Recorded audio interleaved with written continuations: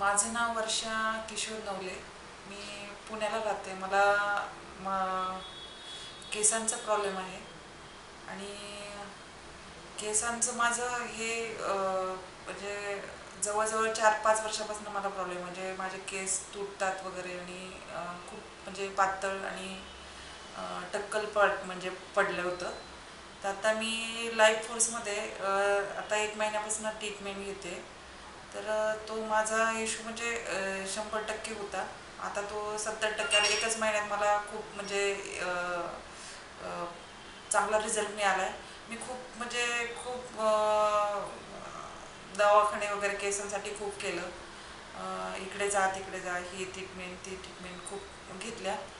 मला काय रिझल्ट आला नाही. मी माझ्या बहिणीच्या रेफरन्सने मी इथे आले होते लाईफ फोर्सला.